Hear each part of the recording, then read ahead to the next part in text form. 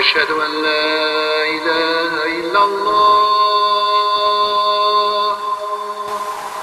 أشهد أن لا إله. Through the cool air in the quiet town of Sherborn, Massachusetts, USA, a call to prayer in the tradition of Islam is heard coming from a place known as the Peace Abbey.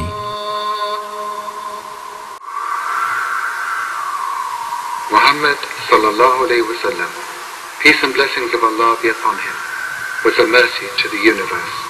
5 times a day, the Adhan is broadcast out of the Peace Abbey into the community of Sherborn. The voice is the voice of Yusuf Islam, formerly Cat Stevens. And, of course, this is a Christian community, and we encourage members of the town of Sherborn to take a moment and reflect on their lives, to count their blessings, and to allow this call to prayer to provide them with 2 minutes 5 times a day to stop what they're doing and just take stock of their lives and feel blessed. So that's one of the many contributions that we make here in the town of Sherborn as we reach out to all the faith traditions. The Peace Abbey Multi-Faith Retreat Center was founded in 1988 by Mr. Louis Ronda, a vegan Quaker, educator, and social change activist. At the age of 24, he founded the Life Experience School, an alternative high school for students with disabilities. In 1986, Mr. Ronda attended the International Day of Prayer for World Peace in Assisi, Italy. It was the first time that leaders of 12 world religions united to pray for peace on earth. Inspired by this historic event, the Peace Abbey was founded, and its community of peacemakers has been encouraging and teaching about interfaith harmony as well as nonviolent, constructive means of social action. Let us pray for peace. May all beings everywhere, plagued with sufferings of body and mind, quickly be freed from their illnesses. May those frightened cease to be afraid, and may those bound be free. May we pray for peace. Peace and universal love is the essence of the gospel preached by all the enlightened ones. We're in the Conference Center and Museum, which is an old library built in 1914. And over the years, we've had ceremonies here around this beautiful peacemakers table. As you look around the room, you'll see the flags of the world, as well as around the table, names of great peacemakers. Over here is a case with memorabilia, remembering and honoring the life of John Ono Lennon. And further over, we see a statue of Bobby Kennedy, an important figure here at the Peace Abbey. I worked for Robert Kennedy's campaign in 1968, and with his assassination, I devoted my life to the practice of nonviolence. And as we walk around the building, you're going to see statues of Dr. King and Samantha Smith, who was a little girl who wrote that important statement from a child to former President Andropov of the former Soviet Union, and the world changed. Seek prayer for peace. God judges us according to our deeds, not the coat that we wear. We have a Quaker meditation meeting on Sunday where we recite the prayers of peace of the 12 faith traditions. And people find in this building an opportunity to reflect on the journey of peacemakers that they may have read about, studied. Mother Teresa sat here in 1988. We've had the privilege of having Howard Zinn, who has passed away recently, was a dear friend of the Abbey's, Maya Angelou, Father Daniel Berrigan, and so many others. One of the ways that the Peace Abbey has raised awareness about great peace advocates and their work is through the Courage of Conscience Award. Distinguished recipients include India's celebrated nonviolent independence leader, Mahatma Gandhi, former boxing champion, Muhammad Ali, and last Soviet Union President, Mikhail Gorbachev. Many honorees were or are vegans or vegetarians, such as the late patriarch of Cambodian Buddhism, Venerable Maha Ghosananda, former U.S. rancher turned vegan animal rights activist Howard Lyman, and U.S. Jesuit priest, author, and vegetarian father John Deere. Visitors often come regularly to the Peace Abbey, discovering one by one the heroes of peace. What's special about Peace Abbey that keeps you coming back?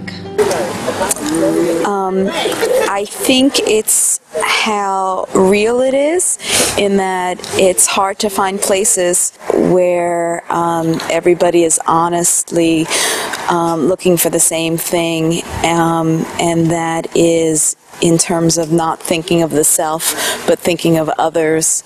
And it's unusual, I think, to find a place like this, and it's the honesty of the Peace Abbey that keeps me coming back.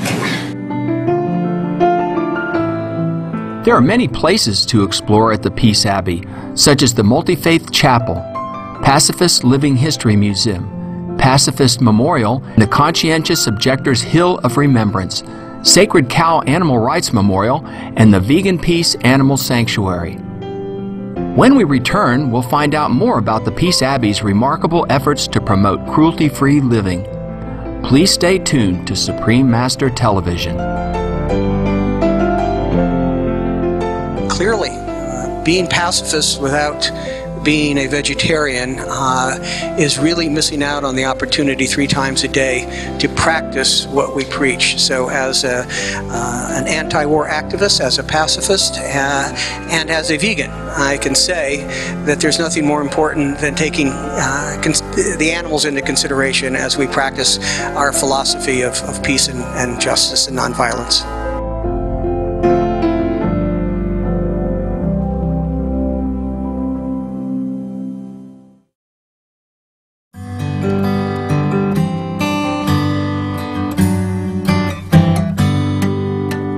Welcome back to our noble lineage and our feature on the Peace Abbey Multi-Faith Retreat Center in Massachusetts, USA.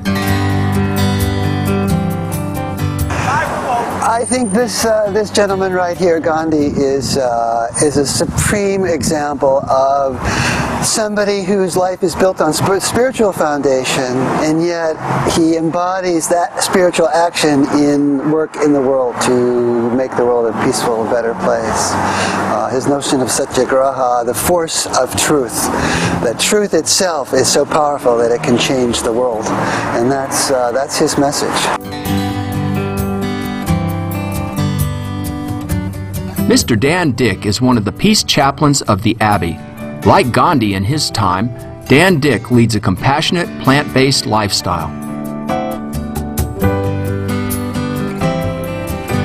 And there are a core group of people who are really committed to keeping this going, keeping the message of peace in all its ramifications very real in the lives of as many people as we can. I don't know of any other place that embodies so many parts of peacemaking and pacifism. At the Peace Abbey, peace between humans and animals is highly valued, for only through peace among all beings can complete world peace be attainable. The 3-acre Vegan Peace Animal Sanctuary at the Peace Abbey is where food production animals who have escaped murder can live in peace and be living examples of peace.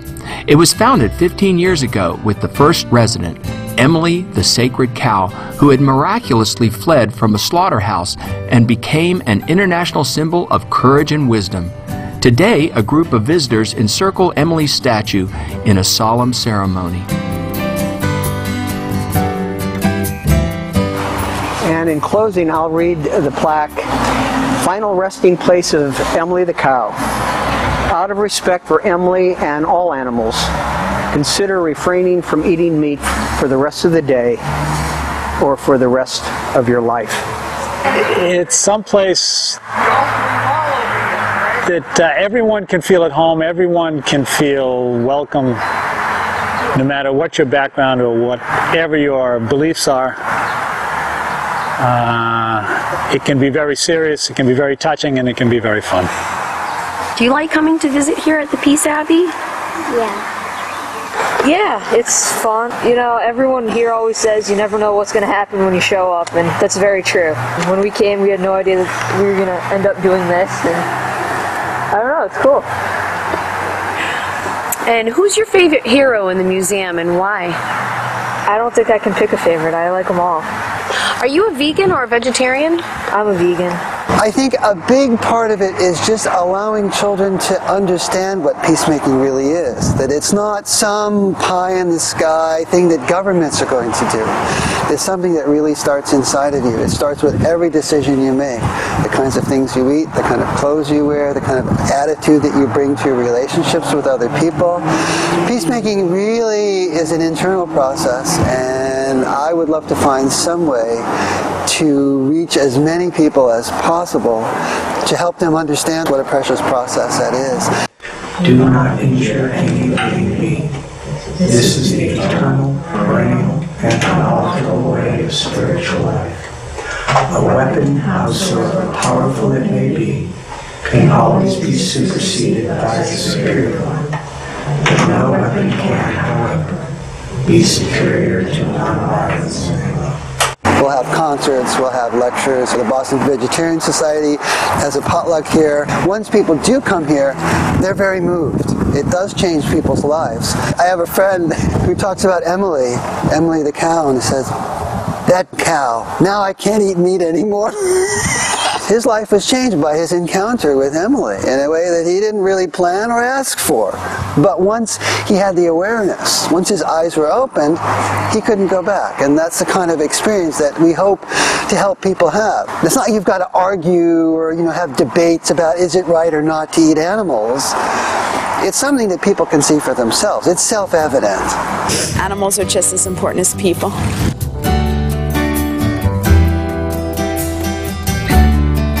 Through the unique and tangible representations of nonviolence found in every corner, the Peace Abbey gives hope to people that rekindling peace is possible, especially within.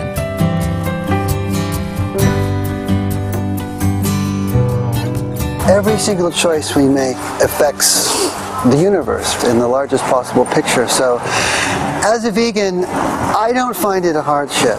In fact, I would find it a hardship to consume animals. So, it's something that everybody can do, and it's something that people really need to learn how to do. Every choice we make does affect the planet, and I think it's really, to me, the only responsible way to live is to be vegetarian or vegan. So come and explore the Peace Abbey. See what's in it for you.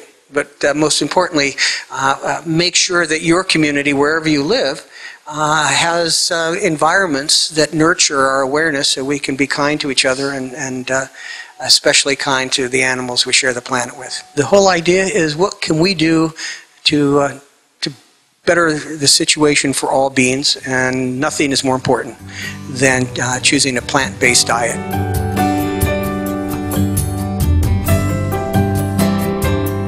We appreciate the Peace Abbey and all dedicated peacemakers involved for offering an oasis of nonviolence for both humans and animals and encouraging people to embrace their inner peace and compassion. Wishing the best to your noble endeavors, may we be vegan to realize all our prayers for peace on earth. Gentle viewers, thank you for your presence today. Please tune in again to find out more about Emily, the sacred cow of the Peace Abbey, whose incredible story of survival has touched the lives of thousands worldwide. Our feature on Emily airs Tuesday, February 22nd on Vegetarianism, the Noble Way of Living. I often think back when Emily the cow was here. She had an incredible connection with people. She really did become an ambassador of sorts for all the animals, helping to teach people about compassion and that animals are thinking, feeling, loving creatures. Now, please stay tuned to Supreme Master Television for Between Master and Disciples. May you be blessed with the joy of a peaceful heart. To find out more about the Peace Abbey, please visit www.peaceabbey.org. For more details, please visit www.suprememastertv.com. 20Veg1620/NL.